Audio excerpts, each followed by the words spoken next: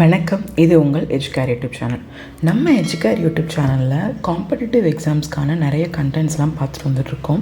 அதில் இந்த வீடியோ எதுக்குன்னு பார்த்தோன்னா, UPSC 2024 civil service exam preliminary exam prelims ஓகேவா. Preliminary exam 26th May 2024 conduct பண்ண போகிறாங்க. அதுக்கான application opening date 14th Feb and இது என்னைக்கு க்ளோஸ் ஆகுது அப்படின்னா 5th March ஓகேவா. ஸோ யூபிஎஸ்சி CSE Prelims இந்த எக்ஸாமுக்கான சீரீஸ் தான் நம்ம ஸ்டார்ட் பண்ண போகிறது. இப்போ வாங்க வீடியோக்குள்ளே போகலாம். இன்னும் இந்த யூபிஎஸ்சி ப்ரிலிம்ஸ் எக்ஸாமுக்கு ஒரு 3.5 மாதத்துக்கிட்ட தான் இருக்குது. ஸோ இந்த ஸ்டேஜில் நம்ம எல்லாருமே கண்டிப்பாக மார்க் டெஸ்ட் கண்டிப்பாக நம்ம எல்லாருமே அட்டன் பண்ணணும். அது கண்டிப்பாக நீங்கள் எல்லாருமே பண்ணிகிட்ருப்பீங்க. ஸோ ஐ ஹோப் அதே மாதிரி மார்க் டெஸ்ட் எந்த அளவுக்கு முக்கியமோ அதே மாதிரி PYQs அதாவது previous year question paper. So previous year question paper ஒரு முக்கியமான ரோல் வகிக்குது இந்த யூபிஎஸ்சி நம்ம CSE எக்ஸாம் பொறுத்த மட்டும். ஸோ இந்த சீரீஸ் எதுக்குன்னு பார்த்தோன்னா PYQs மட்டும்தான் இந்த சீரீஸில் நம்ம பார்க்க போகிறோம். அது சப்ஜெக்ட் வைஸ், அது இந்த சப்ஜெக்டுக்குள்ளே டாபிக் வைஸ். ஸோ அந்த மாதிரி ப்ரீவியஸ் இயர் கொஷின்ஸ் எல்லாமே நம்ம பார்க்க போகிறோம். ஸோ அதில் இன்றைக்கி நான் எடுத்திருக்க டாபிக் என்னென்னு பார்த்தோன்னா ஹிஸ்ட்ரியை நம்ம எப்போவுமே 3 பார்ட்டாக தான் படிப்போம்: மாடர்ன், மிடிவேல், ஏன்ஷியன்ட். இதில் மாடர்ன் ஒரு இம்பார்ட்டண்ட் ரோல். அந்த மாடர்ன்லேயும் INC Indian National Congress or INM Indian National movement, இது நம்மளுக்கு ரொம்ப க்ரூஷியல் ரோல் வகிக்கும். ஸோ அதனால் நம்ம இன்றைக்கி இந்த PYQ சீரீஸை மாடர்ன் ஹிஸ்ட்ரி வச்சு தான் தொடங்க போகிறோம். வாங்க வீடியோக்குள்ளே போகலாம். இது வரைக்கும் நம்ம எஜுகேர் யூடியூப் சேனலை நீங்கள் சப்ஸ்கிரைப் பண்ணாமல் இருந்தீங்கன்னா நம்ம எஜுகேர் யூடியூப் சேனலை சப்ஸ்கிரைப் பண்ணிக்கோங்க. உங்களோட சிவில் சர்வீஸ் ஆஸ்பிரண்ட் ஃப்ரெண்ட்ஸோட வீடியோஸ் எல்லாம் ஷேர் பண்ணுங்கள், லைக் பண்ணுங்கள், கமெண்ட் பண்ணுங்கள். மாடர்ன் ஹிஸ்ட்ரியில் இயர்லி வைஸ் இங்கே அனாலிசிஸ் கொடுத்துருக்காங்க. அதாவது எந்தெந்த வருஷம் எத்தனை கொஷின்ஸ் மாடர்ன் ஹிஸ்ட்ரியில் கேட்டிருக்காங்க அப்படின்னு சொல்லிட்டு. அது ஓகே இருக்கட்டும். அடுத்து நம்ம பார்த்தோம் அப்படின்னா டாபிக் வைஸ் கொடுத்துருக்காங்க. டாபிக் வைஸில் the advent of Europeans in India அதிலிருந்து ஆரம்பித்து லாஸ்ட்டாக கான்ஸ்டிடியூஷனல் டெவலப்மெண்ட்ஸ் 12 டாபிக்ஸ் இருக்குது. இது மோஸ்ட்லி நம்ம எல்லாருக்குமே கண்டிப்பாக தெரிஞ்சிருக்கோம். தெரியலன்னா இப்போ தெரிஞ்சுக்கோங்க.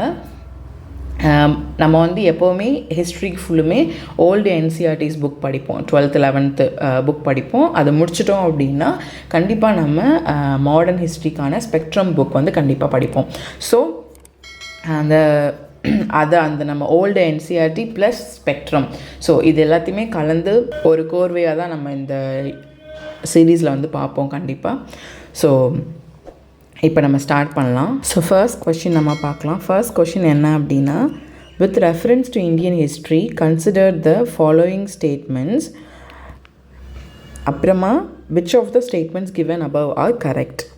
ஸோ நம்ம இந்த 3 ஸ்டேட்மெண்ட்டையும் வாசித்தரலாம். வாசித்துட்டு இதுக்கான எக்ஸ்ப்ளனேஷன் பார்த்துட்டு அதுக்கப்புறமா நம்ம ஆன்சர் என்னன்னு சொல்லிக்கலாம். ஓகேவா.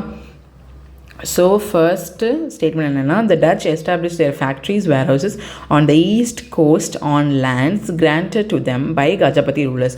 கஜபதி ரூலர்ஸால் கொடுக்கப்பட்ட லேண்ட்ஸ் வச்சு தான் ஈஸ்ட் கோஸ்ட்டில் டச் ரூலர்ஸ் அவங்களோட ஃபேக்ட்ரிஸ் உருவாக்கியிருக்காங்க அப்படின்னு சொல்கிறாங்க. இது ஃபஸ்ட்டு ஸ்டேட்மெண்ட். செகண்ட் ஸ்டேட்மெண்ட் என்னது, Alfonso de Albuquerque capture Goa from the Bijapur sultanate. Bijapur சுல்தனேட்டில் கோவா அல்ஃபோன்சோ டி ஆல்பக்யூ கைப்பற்றிட்டாரு அப்படின்னு சொல்கிறாங்க. தேர்ட் ஸ்டேட்மெண்ட் என்ன, the English East India Company established a factory at Madras on a plot of land leased from representative of the Vijayanagara empire.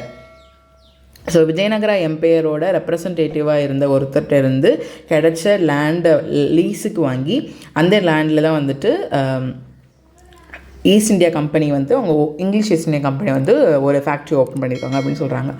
So இந்த 3 ஸ்டேட்மெண்ட்டில் 1 and 2 only, 2 and 3 only, 1 and 3 only, 1, 2 and 3 only.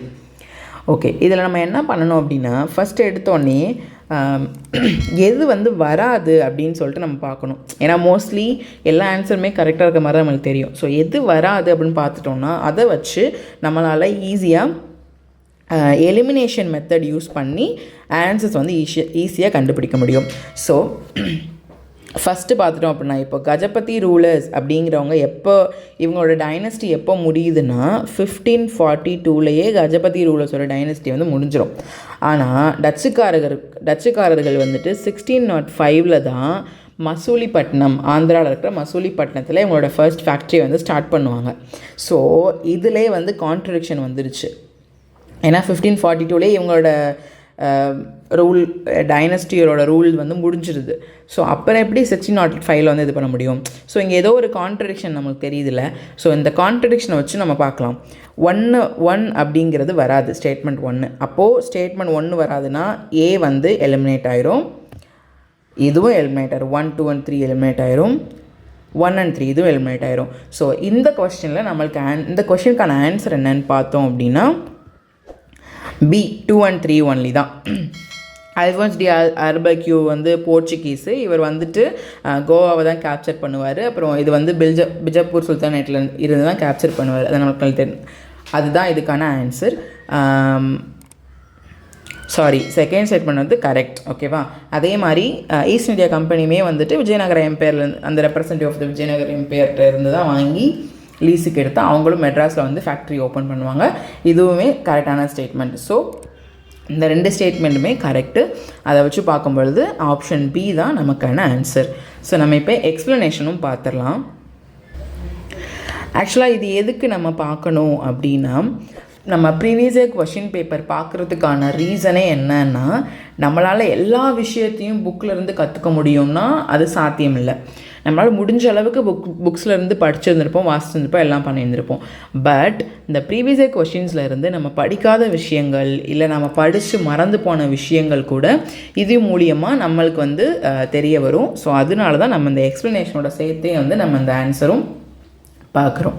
So first statement வந்து இன்கரெக்ட்னு நம்மளுக்கு கண்டுபிடிச்சாச்சு. So இவங்க என்ன கொடுத்துருக்காங்கன்னா, there is a difference in timeline of the events. The end of Gajapati dynasty was in 1542. As I said, அந்த டைனஸ்டியோட முடிவு காலம் வந்துட்டு 1542. And the United East India Company of the Netherlands formed in March 1605 by the charter of Dutch Parliament and founded their first factory in Masulipatnam in Andhra in 1605 தான். ஓகேவா? So அதனால் statement 1 is incorrect. Statement 2 is கரெக்ட்னு கொடுத்துருக்காங்க.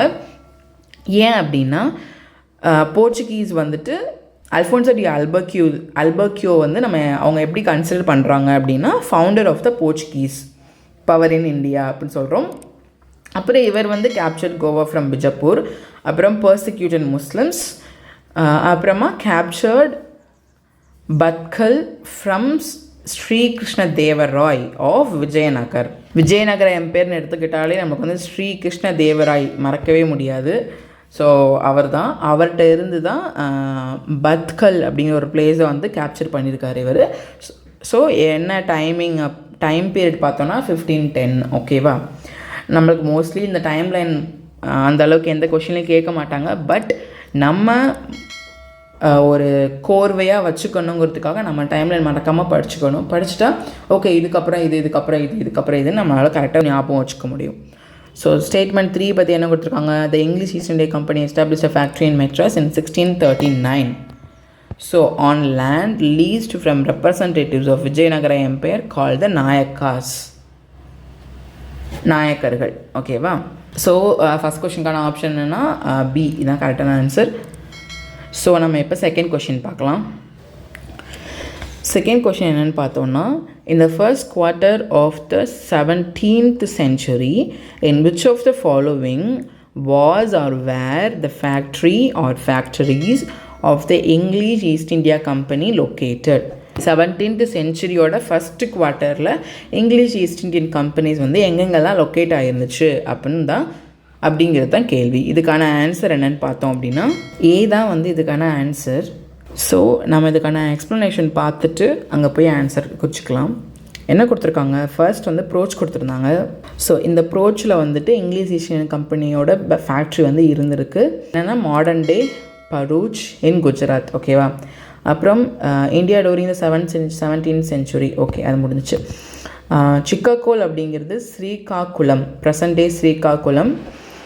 And Trichinopoly அப்படிங்கிறது Tiruchirappalli, present டே திருச்சிராப்பள்ளி, அதாவது Trichy. were not among the locations of the company's factories during this period அப்படின்னு கொடுத்துருக்காங்க. அப்போ ஆன்சர் வந்து ப்ரோச் மட்டும்தான் வரும். ஸோ ஆப்ஷன் ஏ தான் வந்து கரெக்டான ஆன்சர். ஸோ நம்ம எக்ஸ்ட்ரா பாயிண்ட்ஸும் வந்து இங்கே தெரிஞ்சுக்கலாம். என்ன கொடுத்துருவாங்க, establishment of factories by English East India Company. So west கோஸ்ட்டில் இவங்க வந்து எங்கெங்கெல்லாம் கம்பெனிஸ் வச்சுருந்துருக்காங்க அப்படின்னா Agra, Ahmedabad, Baroda, Broach by 1619. South eastern கோஸ்ட்டில் பார்த்தோன்னா East India Company establish their factories at Masulipatnam in 1611 and Armagaon near Pulicat in 1626. ஓகேவா, இது வந்து south ஈஸ்டர்னில்.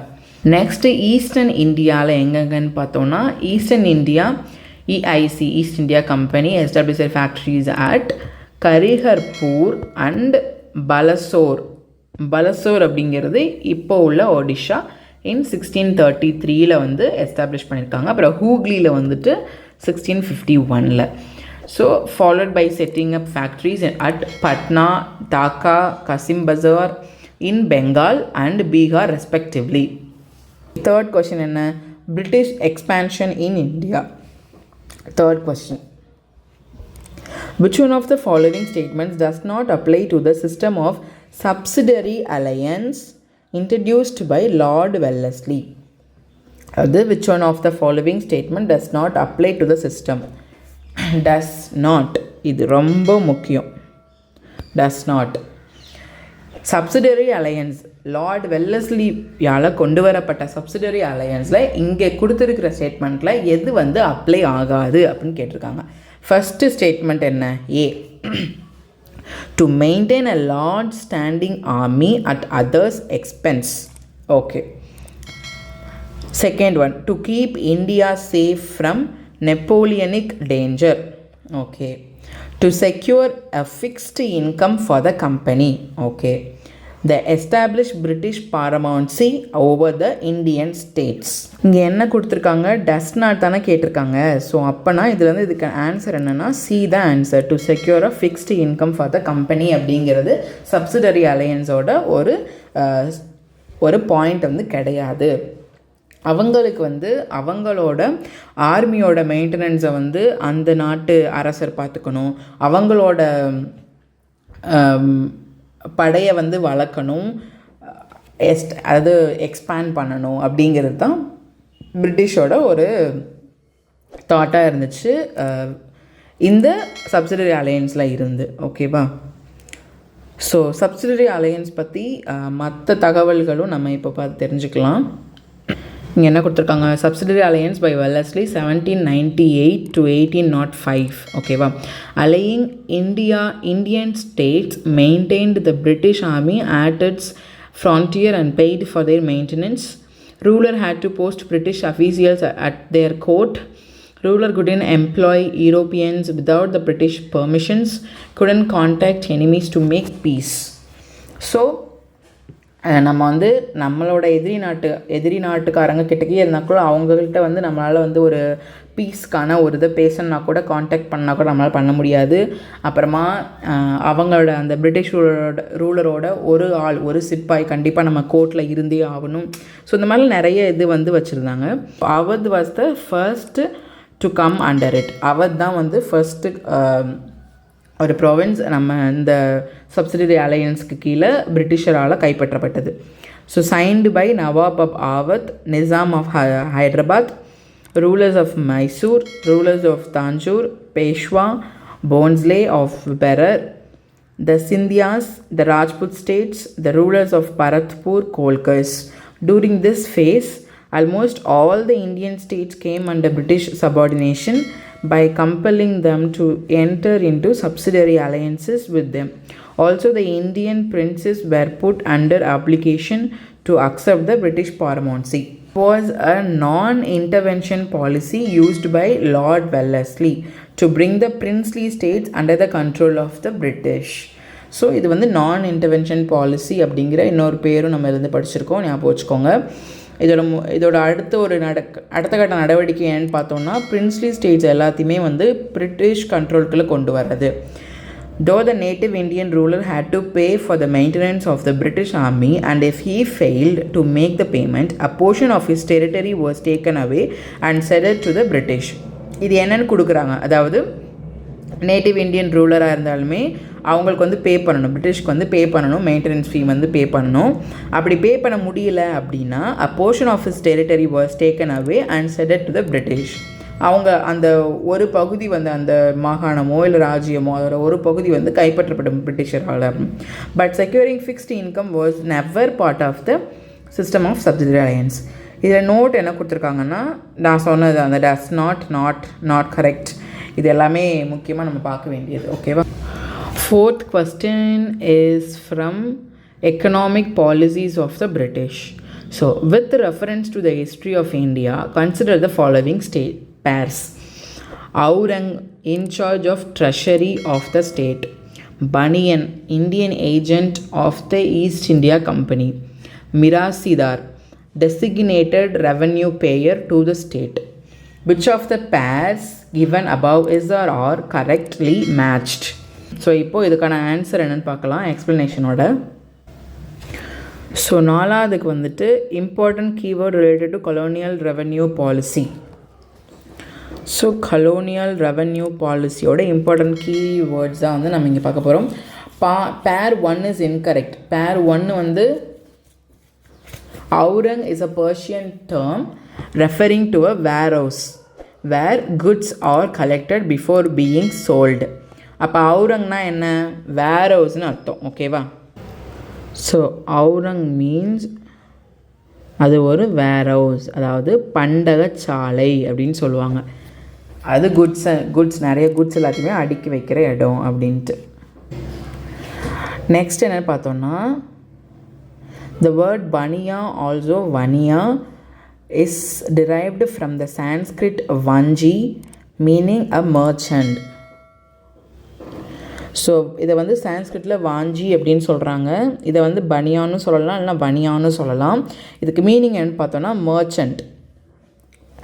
The Baniyan acted as an agent for individual East India Company managers and performed a range of functions including bookkeeping, interpreting and brokerage, as well as managing his household and personal business activities. Baniyans served as middlemen for European merchants in Bengal during the British era. Banians வந்து எப்படி serve பண்ணியிருக்காங்க, European மர்ச்சன்ட்ஸ்க்கு வந்துட்டு middle மேனாக serve பண்ணியிருக்காங்க in Bengal during British era. So mirasdar அப்படிங்கிறது என்ன வேர்டுனா உருதுவில் வந்து இதுக்கு என்ன மீனிங் அப்படின்னா ஹெரிடிட்டரி லேண்ட் ஓனர் அப்படின்னு சொல்கிறாங்க. அதாவது ஹெரிடிட்டரியாக அவங்க வந்து வாரிசாக அந்த ஒரு லேண்டோட ஓனராக இருக்காங்க அப்படின்ட்டு. Co-proprietor, and in Persian miras is inheritance, estate. So under the Rayatwari settlement, so இங்கே ரயாத்துவாரி செட்டில்மெண்ட்னாலும் நம்ம என்னென்னு பார்க்கணும். ஓகேவா? So under the Ryotwari settlement system in southern India, the East India Company recognized Mirasidas as the only proprietors of land and dismissing tenants' rights completely. They were prohibited by law from selling their land, but it can be leased to tenants for a nominal fee in return for its cultivation. They acted as a designated revenue payer of the state. இந்த மிராசுதார் வந்துட்டு ஒரு லேண்டோட ஓனராக இருப்பார். So அவர் வந்துட்டு they were prohibited by law from selling their land, but it can be leased to tenants for a nominal fee. அந்த nominal ஃபீ என்ன அப்படின்னா அவங்களோட cultivation தான் நாமினல் ஃபீ. ஸோ இவங்க ஒரு வகையில் வந்து எப்படி ஆக்ட் ஆகியிருக்காங்க அப்படின்னா ரெவன்யூ பேயர் ஆஃப் த ஸ்டேட்டாக வந்துட்டு பிரிட்டிஷர்ஸ்க்கு இருந்திருக்காங்க.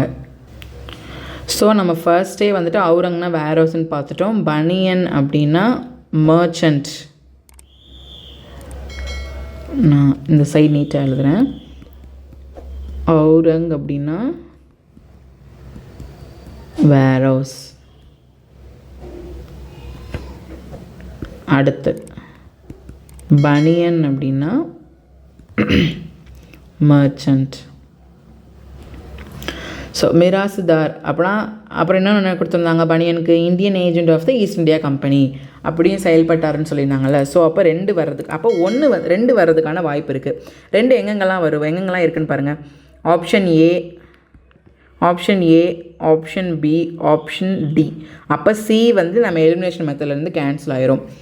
ஸோ 1 வர்றதுக்கான வாய்ப்பு இல்லை. பிகாஸ் 1ஓட மீனிங் என்ன, வேர் ஹவுஸ்ன்னு பார்த்தாச்சு. இங்கே in charge of treasury to the ஸ்டேட்னு கொடுத்தாங்க. அப்போ ஆன்சர் தப்பு. அப்போ 1 வராதுன்னா இது கேன்சல் ஆயிரும், இதுவும் எலிமினேட் ஆயிரும். ஸோ இது நமக்கு ஆன்சர் கிடச்சிது 2 1 3 1. பட் மிராஸ்தார்னா இங்கே என்ன கொடுத்துருவாங்க, designated revenue payer of the state, payer to the state. So 4th answer என்னென்னு பார்த்தோம்னா 2 and 3 only. ஓகேவா? ஸோ 5th கொஷின் பார்க்கலாம். Which of the following statements correctly explain the impact of the Industrial Revolution on India during the first half of the 19th century? 19th century-oda first half-ல Indian revolution, industrial revolution நடந்திருக்கு. அதை கரெக்டாக explain பண்ணுற statement எது அப்படின்னு கேட்குறாங்க. So first நம்ம explanation பார்த்துட்டு இந்த ஸ்டேட்மெண்ட்ஸ் நம்ம வாசிக்கலாம். Impact of Industrial Revolution on Indigenous Industry. Declining and deindustrialization of the Indian traditional cottage and handicraft industry was a direct effect of the Industrial Revolution in England, along with the colonization of India. Industrial Revolution and its impact on India's indigenous industry. The Industrial Revolution brought severe consequences to Indian society. Severe consequences. Next, the fall and destruction of the urban and rural handicraft industry was one of the most significant effects of British rule. The Industrial Revolution in England also affected the textile industries in India in many ways. So first நம்மளுக்கு severe consequence வருது. என்ன கான்சிக்வன்ஸ்னு பார்த்தோம்னா, அர்பன்லேயும் சரி ரூரல்லையும் சரி இருக்கக்கூடிய handicraft industries எல்லாமே ஒரு ரொம்ப பாதாளத்துக்கு போகிற மாதிரி வருது. அதுக்கப்புறமா மூடுற மாதிரி வருது. அப்புறம் டெக்ஸ்டைல் இண்டஸ்ட்ரீஸும் பிரச்சனை வருது. அது இண்டஸ்ட்ரியல் ரெவல்யூஷன் இன் இங்கிலாந்து அங்கே நடந்தால் கூட நம்மளுக்கு டெக்ஸ்டைல் இண்டஸ்ட்ரீஸ் பிரச்சனை வருது. So English textiles were now posing a serious threat to Indian textiles in the European and American markets. அதாவது இவங்க என்ன பண்ண ஆரம்பிச்சிட்டாங்கன்னா, ரா மெட்டீரியல்ஸ் ஃபுல்லுமே இங்கேருந்து இந்தியாவிலேருந்து எடுத்து அதை பிரிட்டிஷ்க்கு கொண்டு போய் அங்கே டெக்ஸ்டைலில் ஒர்க் பண்ணி அதை நமக்கே திருப்பி விற்றாங்க. ஸோ அப்படி இருக்கும்போது ரா மெட்டீரியல்ஸ் எல்லாமே வெளில போயிடுது. ஸோ நம்மளோட டெக்ஸ்டைல் இண்டஸ்ட்ரீஸை இழுத்து மூடுற நிலமை தான் வந்துச்சு. ஸோ அப்புறம் textiles from India were subject to high taxes in Britain. அப்புறமா the African markets were successfully taken over by cheap machine made textiles from Britain. By the 1830s, inexpensive British manufactured products had inundated the Indian marketplaces. The Indian textile industry suffered as a result of them being less expensive than Indian textiles. Following the Industrial Revolution, Britain began making textiles by a machine that were considerably more affordable and of higher quality than conventional Indian textiles. The start of the Industrial Revolution had a negative impact on the Indian handicraft industry. Additionally, the decline of the kings, chieftains and zamindars who served as the employers of these masters of handicrafts led to the steady expansion of British dominion in India through outright battles with the rulers, which resulted in the suffering of handicrafts in India. India became both a raw material supplier and a finished goods market. India, a country based on agriculture, became an economic colony.